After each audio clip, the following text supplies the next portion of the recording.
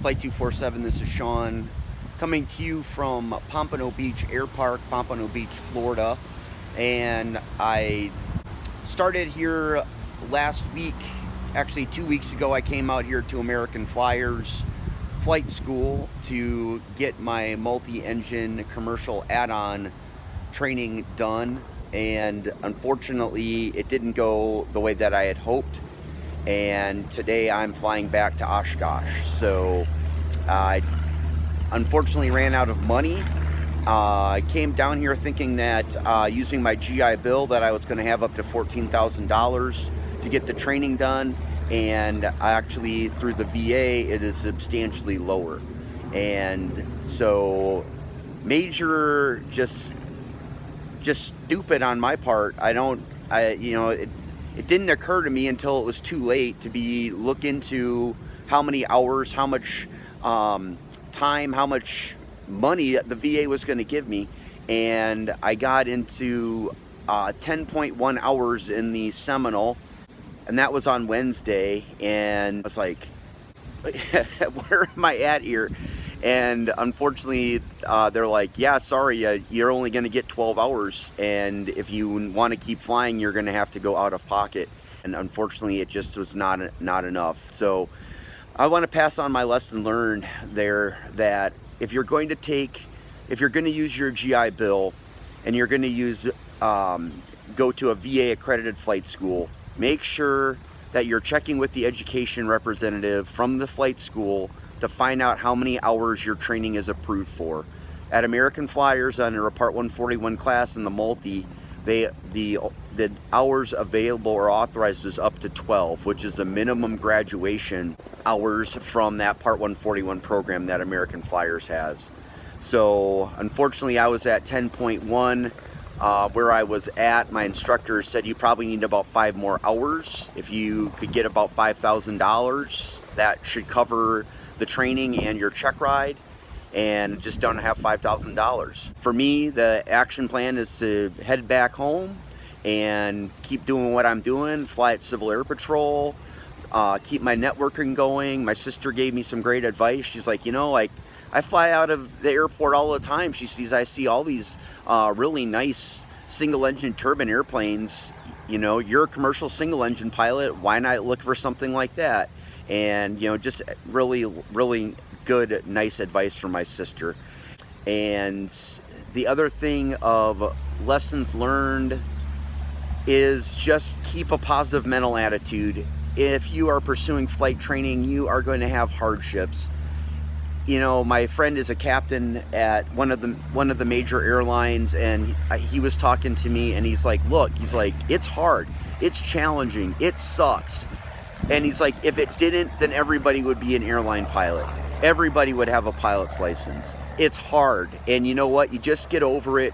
You pick yourself up, you dust yourself off, and you just keep doing it, And I just want to pass that on to you too, because, it's hard. You're going to get discouraged. You're going to be like, I just want to quit this. This is so stupid.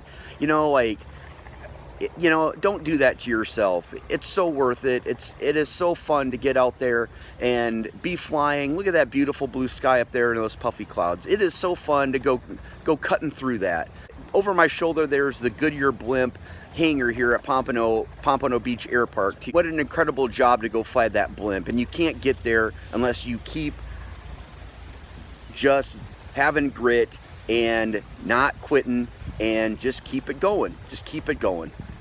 One other thing that I would say, that if you're going to get into a flight training, whatever stage, private, instrument, commercial, multi, ATP, sit down with your instructor before you start flying and get the overall plan of action for your training program.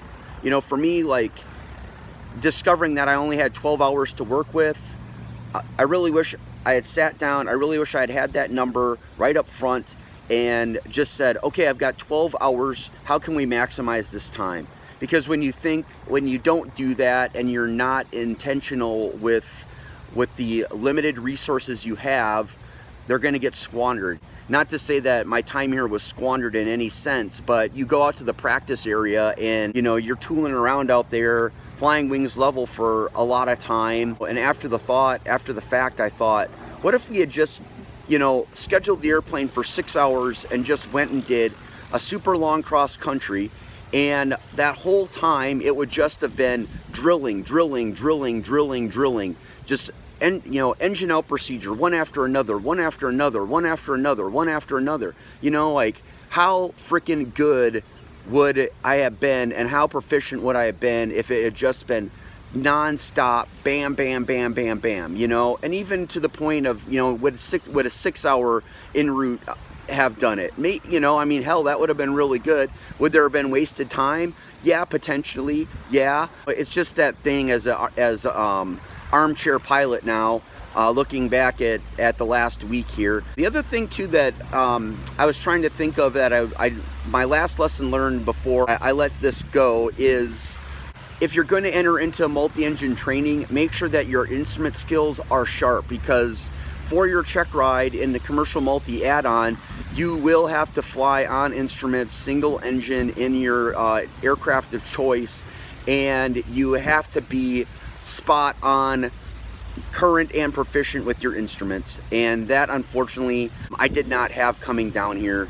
My instrument proficiency check, the last one I had was in March before my commercial check ride, and I did not do anything instruments really for 6 months. And so coming down here, there's kind of that little bit of arrogance factor on me of like, oh, I can get it back, and you know, when you're in an intensive program, you have to bring something with, and I really wish I had brought that with, to be current and proficient, really strong with my instrument skills, because it was just another thing heaped on that I had to try to do. And it's, you know, very intensive, learning the procedures, learning the systems, understanding all of the aerodynamic factors, and being able to explain minimum controlled airspeed, how each engine on a twin engine airplane, when you have an engine failure, or what effects that has on your VMC. It just was a lot.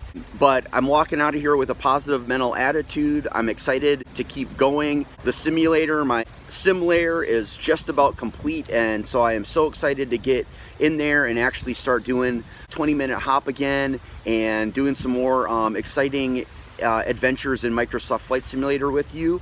I will let you go. I'm so thankful and grateful for you and for your time, and thank you so much for watching this. I hope that I was able to share something that might be helpful for you in your flying career, and I look forward to seeing you out there. I'm Sean. Thanks for watching. We'll see you next time. So long.